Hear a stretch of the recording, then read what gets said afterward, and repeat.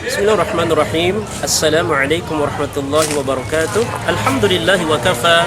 Wassalatu wassalamu ala nabiyyina al-mustafa wa ala alihi wa sahbihi wa man sara ala nahjihi waqtafa thara ila yaumiddin, amma ba'du. Umat al-Islam, kaum muslimin dan muslimah rahimani wa rahimakumullah. Berkurban merupakan syariat Islam yang sangat mulia, yang sangat agung. Ini merupakan syariat di dalam ajaran agama Islam. Dan berkurban tentu memiliki beberapa tujuan-tujuan. Di antara tujuan berkurban adalah pertama, bahwasanya berkurban ini merupakan kewajiban yang diperintahkan oleh Allah Subhanahu wa taala dan Rasulnya. Maka oleh karena itu sangat jelas Allah Rabbul Izzati wal Jalal berfirman, "Fasholli li rabbika wanhar." Maka salatlah, tegakkanlah, dirikanlah salat karena Tuhanmu dan berkurbanlah. Bahkan dari Abu Hurairah radhiyallahu taala anhu bahwasanya Rasulullah sallallahu alaihi wasallam pernah bersabda, "Man kana lahu sa'atun wa lam yudahi fala yaqrabanna musallana." Hadis riwayat Ahmad dan Abu Daud. Bahwasanya Nabi yang mulia SAW pernah bersabda, barang siapa yang memiliki kelapangan keluasan rezeki, kemudian ia tidak mau berkurban, maka jangan dekat-dekat ke tempat salat kami ini, kata Rasulullah SAW. Maka ini menunjukkan bahwa tujuan ketika seseorang hamba berkurban, maka ia dalam rangka melaksanakan ketaatan perintah Allah Subhanahu wa taala dan Rasulnya. Kemudian yang kedua, tujuan berkurban adalah dalam rangka ingin meraih dan mendapatkan predikat takwa di sisi Allah Subhanahu wa taala. Karena orang yang berkurban menunjukkan dia ingin merealisasikan takwanya kepada Allah Subhanahu wa taala. Ingat, tatkala kita berkurban, tatkala menyembelih hewan kurban, maka bukanlah darahnya, bukanlah dagingnya yang sampai kepada Allah, melainkan bagaimana ketakwaan kita kepada Allah Rabbul Izzati wal Jalalah. Allah Rabbul Izzati wal Jalal berfirman di dalam surah Al-Hajj ayat 37, Allah mengatakan, "La yanalallaha luhumuha wala dima'uha walakin yanaluhu taqwa minkum."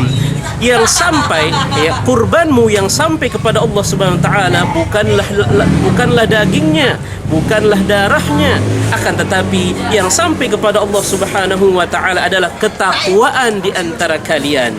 Maka orang yang berkurban salah satu tujuannya adalah bagaimana ia ingin merealisasikan, ingin mendapatkan derajat takwa di sisi Allah Subhanahu wa taala. Umat al-Islam.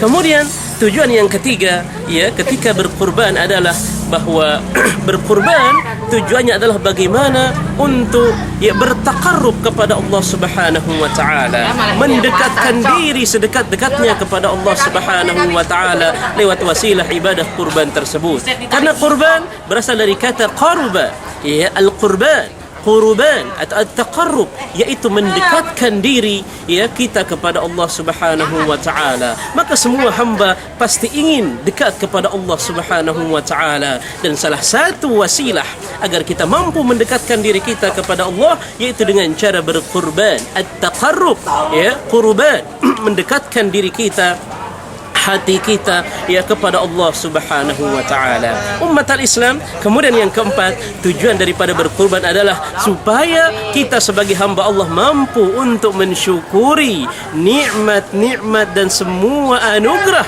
yang telah diberikan oleh Allah Subhanahu wa taala. Karena betapa banyak nikmat, betapa banyak anugerah yang diberikan oleh Allah Subhanahu wa taala kepada kita. Inna a'tainakal kautsar, sesungguhnya kami telah memberimu nikmat, karunia yang banyak.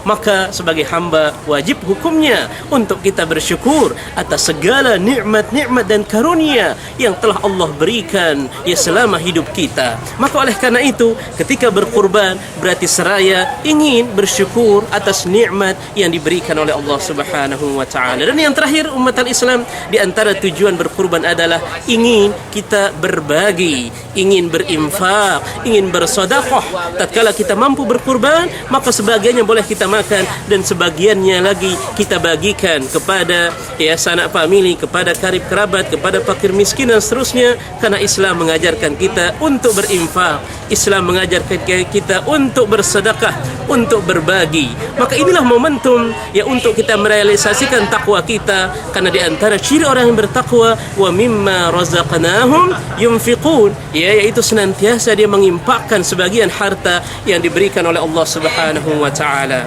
Umat al-Islam, maka inilah beberapa tujuan-tujuan di dalam berkurban. Mudah-mudahan kita selaku hamba Allah Subhanahu wa taala mampu untuk terus berkurban setiap tahunnya, sehingga kita mampu merealisasikan dan membukti nyatakan takwa kita, syukur kita kepada Allah Subhanahu wa taala. Dan mudah-mudahan saudaraku-saudariku yang berkurban mudah-mudahan diterima oleh Allah Subhanahu wa taala dan mendapatkan predikat takwa dan pahala kebaikan, serta dimasukkan kelak ke dalam syurga. Amin ya rabbal alamin. Barakallahu fikum wa billahi taufiq wal hidayah wa ma taufiquna illa billah. Wassalamu alaikum warahmatullahi wabarakatuh.